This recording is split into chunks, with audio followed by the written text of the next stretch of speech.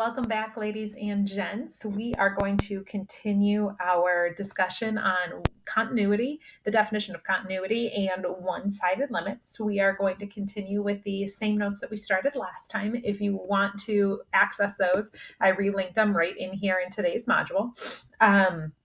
So I guess without further ado, I'm just going to flip around my computer and we will get started. Not the calculator yet. Okay. So as we talked about, the formal definition of continuity has three parts. We know that the function needs to be defined at any given x value. The limit at that x value needs to exist, and both the value of the function and the limit need to be equivalent. We said the things that could make a function discontinuous are holes, jumps, and asymptotes, and those can be classified further as removable discontinuities, holes, and non-removable discontinuities, jumps and asymptotes. We also briefly started getting into a discussion of one-sided limits. So we are going to kind of expand on all of this really today. So we are going to start with number 4 on the second page. Number 4 on the second page. Sketch a graph of the function. Is this function continuous or discontinuous? And specifically discuss the continuity at 2 and -2. So what I did right away is I went ahead and already put this in my graphing calculator. I adjusted my window and I can see that I have the graph of the square root function.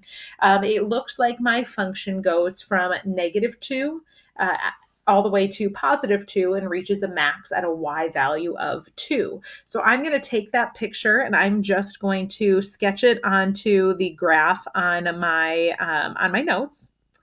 And let's talk about the continuity of this function. So this function, if you remember, we said in our class discussion, the very non-mathematical general definition of what it means to be continuous is I can trace this graph from start to end without picking up my pen. And certainly I can absolutely do this. So I would say h of x is continuous. If I think about this further or just kind of analyze the graph, there are no holes, there are no jumps, there are no asymptotes. But the two points in particular that we want to focus on are 2 and -2. What is happening at an x value of 2? What is happening at an x value of -2? Well, if we want to analyze those points, we're going to go through that 3-part definition of continuity. So I'm going to deal with x equals 2 first. So the first part of the definition of continuity says that in this case, the function is called h. So h of 2 has to exist. Well, yes, we have a graph, but it was just sketched from our computer. So I am just going to focus on the equation. How would we find h of 2? Well, simply, we would just plug it in. So 2 squared is 4. 4 minus 4 is 0, and the square root of 0 is 0. H of 2 exists. We're good to go. That also tells us at 2, we have a defined point at 0. It kind of gives us a little bit more detail to our graph. I have a defined point at 2, 0. The second part says that the limit as the x value approaches 2 for this function h of x has to exist. Okay, well, how do we find limits? Well, our first thing is we're going to go ahead and do direct substitution. We already did direct substitution in 1 and we got 0. However, now that we've put more detail onto our graph, I also want to talk about the graphical approach of this limit at 2. We know that if we're going to find a limit graphically, we look at the x value in question, 2, and we try and approach that point from both the left, so from this side, and from the right. And there's where we have an issue. Notice, we have nowhere to jump on the graph on the right, and not by fault of the function. The graph just doesn't exist. Nothing to the right of 2 is within the domain of this function. So how would we graphically find this limit? Well, when it is impossible to graphically find a limit by approaching from both the left and the right, because there is no part of the function that exists outside or to a certain side, in this case, the right of that x value 2, then the definition of continuity can be altered to include a one-sided limit. So in this case, again, I can't find the limit of this function graphically by jumping on both the left, that's okay, and the right. So I can alter, for the sake of discussing continuity, I can alter the limit to be a one-sided limit. In this case, I can only approach an x value of 2 from the left. So I'm going to alter this. So I use one-sided limit notation, specifically left-sided limit notation. I'm going to approach 2 from the left. Now, as I approach 2 from the left, we can see we're heading to a y value of 0, which is also exactly what we get by direct substitution. So yes, our limit, even though we can't approach from both the left and right, it's literally impossible to approach, excuse me, from the right. We know that our limit is going to be 0. And last but not least, h of 2, or part 1, and the limit as you approach 2, in this case, again, had to be altered to be from the left-hand side. They have to be exactly the same, and in this case, that is absolutely true. So, talking about the continuity at 2, yes, this function is continuous not only everywhere, it is continuous at x equals 2. Continuous at x equals 2. So I'm going to let you go ahead and try x equals -2 yourself. It's going to be a very similar approach to going through the definition of continuity as +2, with one teeny tiny slight change in part 2. And you can verify your answer for that in the PDF of the answer key, which is posted. Okay, so last time we met virtually, we talked about finding one-handed or one-sided limits in piecewise functions analytically, so based off of the equation. Graphically, it is actually pretty easy. We're going to take a look at the x value in question. We're going to approach it either from the left or we're going to approach it from the right. Plain and simple as that. So we'll do a couple of these together, and then I will let you try the other ones and verify them with my PDF. So we are going to go with, let's start at number 1. So I'm actually going to go backwards. Notice the difference in the parts of the question. Part A has the limit at 12. Part B is the limit as you approach 12 from the left. Part C is you approach 12 from the right. So first thing, I'm going to find 12. I'm going to go backwards. So I'm going to go from the right. So as I approach 12 from the right, so I'm going to go to the right side of 12, get closer and closer to 12. It looks like we are coming to a y value of, it looks like 3 as we approach 12 from the right. Now, as we approach 12 from the left, there's 12. I'm going to jump on from the left, get closer and closer. And again, it looks like it's bringing me to a y value of 3. And as we briefly at the end of last time's meeting said, the left and the right-handed limits both must be equivalent in order for the actual limit to exist. So the limit as we approach 12, because I'm approaching 3 from both the left and the right, then the limit at 12 also must be 3. Okay, number 4, we're going to go with the limit as we approach -4. The limit as we approach -4 from the left and as we approach -4 from the right. So I'm going to find -4 and I'm going to go backwards. I'm going to start with the right-handed limit. So here is -4. I'm going to jump on the graph to the right of -4 and I'm going to approach -4 from the right. And it looks like we are headed towards, I'm going to go with 6. It's kind of hard to see in this one. Okay. Well, now I want to approach -4 from the left. So again, I'm going to find -4. I'm going to jump on my graph from the left. I'm going to approach from the left. And again, it looks like it's taking me to 6. Since I am being led to 6 from both the right and the left, then we can say the limit at -4 also happens to be 6. We are going to jump down to number 6 in this case. This time we want the limit as we approach 6 from both the left and the right and the actual limit at 6. So again, working backwards. Here is 6.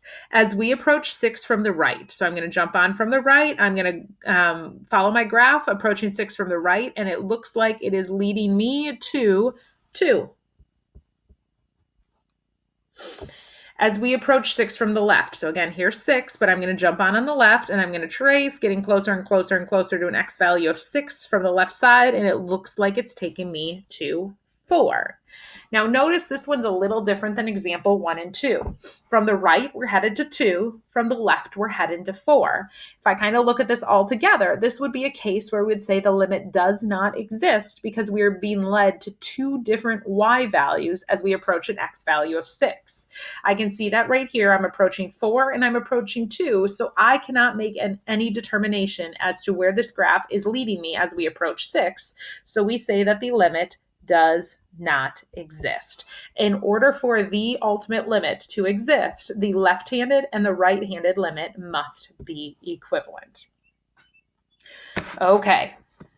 So we are going to use this graph up here to answer some questions about continuity. Now, if we said, is this function continuous in its entirety? I think it'd be a very clean and easy answer. No, I cannot. Oops, sorry, my phone's ringing there. I cannot trace this graph from left to right without picking up my pen. So easily put, my graph is discontinuous from negative infinity to positive infinity. Discontinuous. However, sometimes it may be beneficial to look at just certain pieces of a graph or of a function. So we're going to look at different intervals, different windows of this function, and determine the continuity within that certain window. So first and foremost, we're going to look at the interval negative infinity, so our left side, all the way to -4. So negative infinity to -4. Now pay particular attention. We have some open, we're talking about intervals, so we have open intervals right now because we have parentheses. So that means not included. -4 is not included.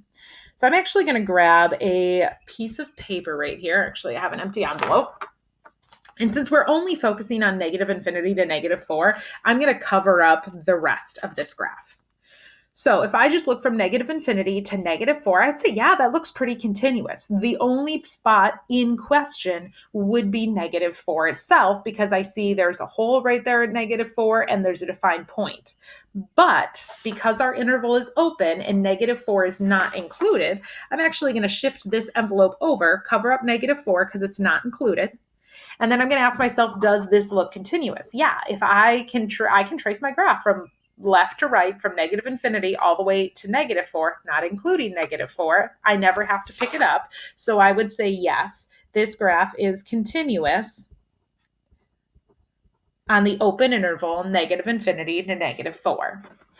The next interval we are going to look at is -2 to 6. Now notice this one, I have a closed interval on both sides. So -2 and 6 are both included. Those endpoints are important. So I am going to see if I can grab another piece of paper over here. And again, I'm going to do the same thing similar to what I did with B. And I'm going to cover up pieces of the graph that I don't really care about right now. I want -2 to 6. So there is -2. Find another piece of paper here.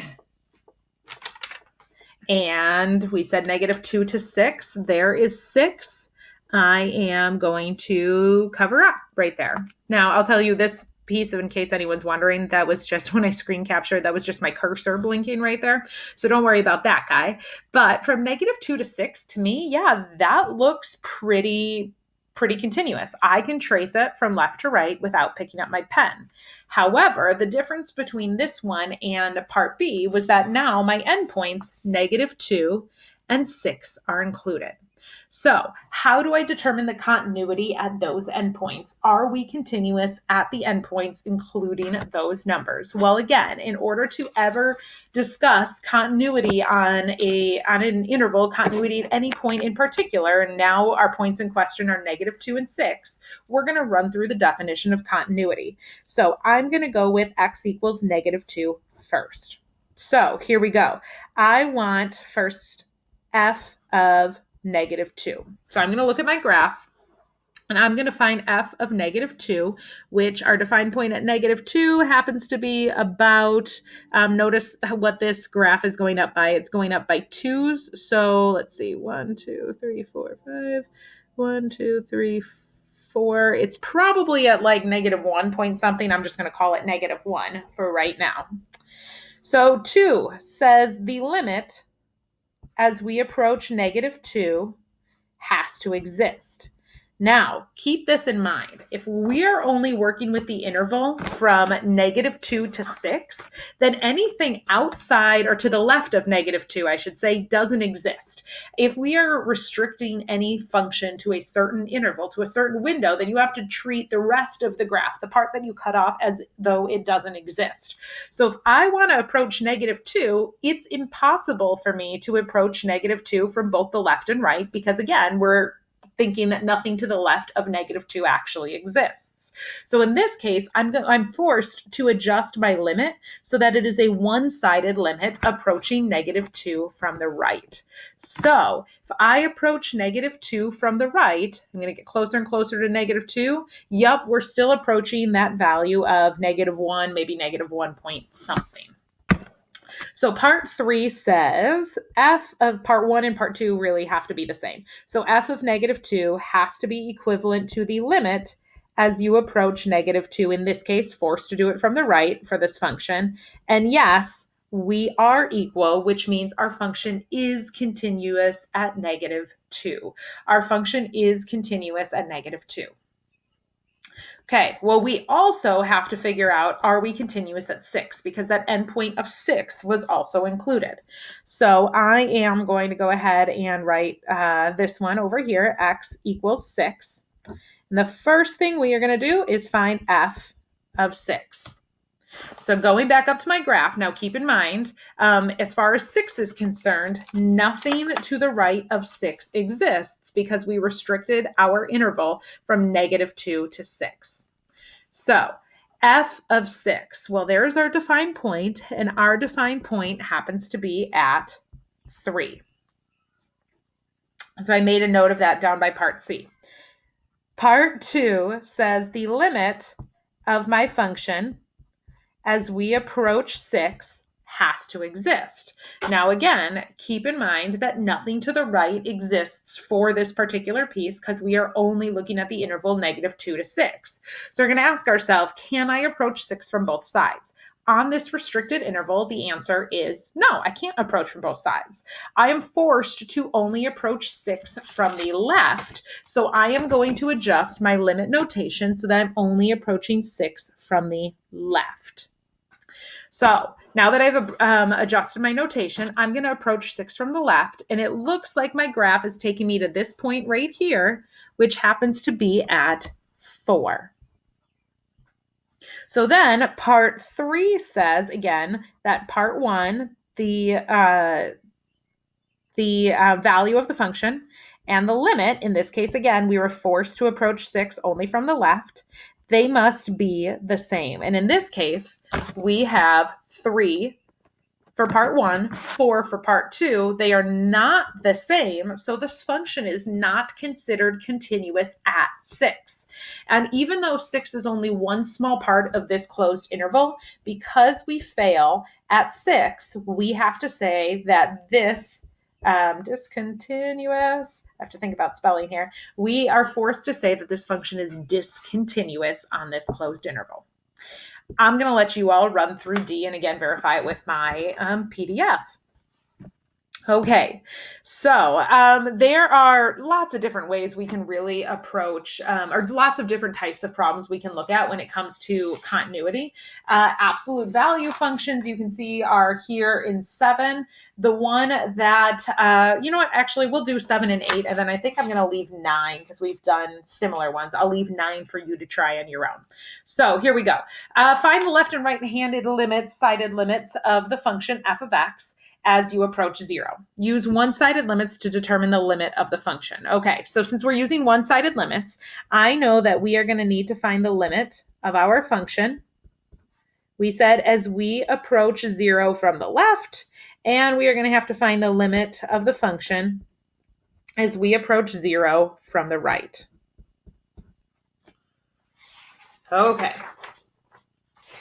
So I could go to my graph, and I think that is totally a valid way of course, finding the finding the limit. But I kind of want to think through this one analytically, because a lot of people ask, how the heck do you deal with absolute value functions if you get indeterminate form? Because that's not something we talked about. Because if I plug in 0, I get 0 over 0 indeterminate form. I can't factor. I can't multiply by any conjugate. There's no math I can do. So how would I find this limit analytically? How can I avoid having to go to my graph? Well, really, it's just a matter of thinking through this. 0 is the dividing point between both positive and negative numbers. So if I think through this, if I am approaching 0 from the left, I am approaching from negative numbers. And if I approach 0 from the right, I am approaching from positive numbers. So focusing first on approaching from the left, approaching from the negative side. If I approach from the negative side, the absolute value of any negative is going to be a positive. So regardless of, what number I might be at, I'm going to get a positive in the numerator. But in my denominator, since I'm approaching again from the left, from the negative side, my denominator is going to be a negative number. And you know what? I'm going to continue to just use x to represent any value as any number. Well, we know that a fraction bar means division, and a positive number divided by its negative counterpoint, well, a number divided by itself is 1, and a positive divided by a negative is a negative 1. I kind of, in a lot of ways, did some direct substitution right here in 7 without really directly substituting any particular value, but just thinking about what x value I'm trying to approach and what that function could look like on both the left and now the right side. So on the right side, if I'm approaching from the right, then I'm approaching to the right of 0 is all positive numbers. Again, if I plug in any number, the absolute value of a positive is going to be a positive. And again, I'm just going to use x to represent any number. And in the denominator is just going to be whatever number I'm plugging in. And since I'm coming from a positive side, it's going to be a positive. A positive divided by a positive is a positive. And any number divided by itself is 1. So this function must be headed to -1 from the left, but it's heading to +1 from the right. And since the left and right-handed limits do not match, we can say that the limit of this function does not exist. Now, this would be a great one to verify in the calculator, so I'm going to go ahead and do that. I am going to switch this to the absolute value of x divided by x. See if the window that I had on my calculator works. Yeah, it does. Take a look at that. If we try and approach 0 from the left and right, we can now see visually that we are approaching two different values. We're approaching a -1 from the left, which we came up with analytically, and +1 from the right, which we also came up with. Therefore, the limit does not exist. Okay, one more problem, then we're going to call it a day. So we need the values of c that make this function continuous. Now, again, we talked about continuity of piecewise functions yesterday, so just as a little review, I'll kind of rub through some of that. So we said for a piecewise function, piecewise functions are the functions that are most likely, I should say, to create us those jumps or those gaps in a picture in a graph. Does a piecewise function have to create a jump? Absolutely not. A piecewise function does not have to create a jump at all. What might it look like if it does not create a jump? Well, we could have, I'm just drawing some random pictures on the back of this envelope. I could have a piecewise function that maybe looks like something like this. Maybe it's part a quadratic function and then part a linear function. That is still considered continuous, even though the shape of my graph has changed. That's what piecewise functions do. I could also have a piecewise function where there's my quadratic part and there I have my linear part, and I have this big jump, and so it is not considered continuous. So we said in order to determine if a piecewise function is continuous, first thing we're going to do is analyze. You all can see I have a meeting coming up at 3:30 here. We are going to first analyze each function by itself. So this first function is quadratic. So x squared minus c is quadratic, so it is continuous in and of itself. There are no continuity issues with a quadratic. Our second function, cx plus 3, is linear, so it is also continuous. Lines don't have any holes, jumps, or asymptotes. So the only place that I potentially could have a continuity issue is where one function ends and the other begins, so at 1. So in order for me to determine the continuity at 1, I again have to run through the definition of continuity. First thing I'm going to do is find, in this case, g of 1. Definition of continuity, g of 1. Well, in order to evaluate, I guess that pink is hard to see. There we go. In order for us to evaluate g of 1, I'm going to look at where does 1 fit in one of these inequalities. Well, 1 is less than or equal to 1. So I'm going to plug 1 in here. 1 squared is 1 minus c. Oh, gosh, how are we going to do that? So g of 1 is whatever 1 squared minus c happens to be. Cool. We still need to find c to make this continuous everywhere. Well, part 2 of the definition of continuity says that the limit has to exist. The limit of the function as we approach 1 for g of x has to exist. Well, in the case of a piecewise function, we said you have to break it down to approach from the left and approach from the right. So I need to look at the one-sided limits. I need to figure out what the limit of our function as we approach 1 from the right is. There's a little plus sign in there. Sorry, this writing's getting a little small. And the limit as we approach 1, I'm going to run out of room here, from the left. Well, thinking about this, we know that the only way the value of the limit is going to exist is if the left-handed limit and the right-handed limit are the same. In other words, I need x squared minus c, so as I approach from the left, to be equal to whatever I get when I approach from the right. So cx plus 3. In order for me to even have a limit exist, I need the right-handed and the left-handed limits to be equal. Okay, I need them to be equal. I need to find c. Well, let's talk about x. What are we plugging in for x? Well, we are trying to approach 1, so I'm going to plug 1 in for x. So we have 1 squared minus c equals c times 1 plus 3. So I'm going to do some solving. This is just 1c, so I really don't even need that 1. I am going to add this c to the other side. 1 squared is 1, so we have 1. Add the c to the other side is equal to 2c plus 3. I'm going to subtract this 3 to the left, so I have negative 2 is equal to 2c. And I'm going to divide by 2 to find that c is equal to negative 1. In order for my left-handed and right-handed, or my left-sided and right-sided limits to be the same, we know in order for my limit to exist, my right and left-handed limits need to be the same. So we set them equal to each other. We're trying to approach 1, and we know the best way to find a limit is direct substitution, so we plugged 1 in for x, and we found out that the only c value that would make my right and left-handed limits be the same is a c value of negative 1. Now, if the c value happens to be negative 1, I already have figured out that my limit is going to exist. If the c value is equal to negative 1, finding the value of my function is no problem. And if my c value is negative 1, if this gives you a better visual, my graph, pretend this is shifted over to positive 1, not negative 1, but my graph would look something like this, where the parabola ends, the linear function begins. So the c value that would make my function g of x continuous for all would be negative 1.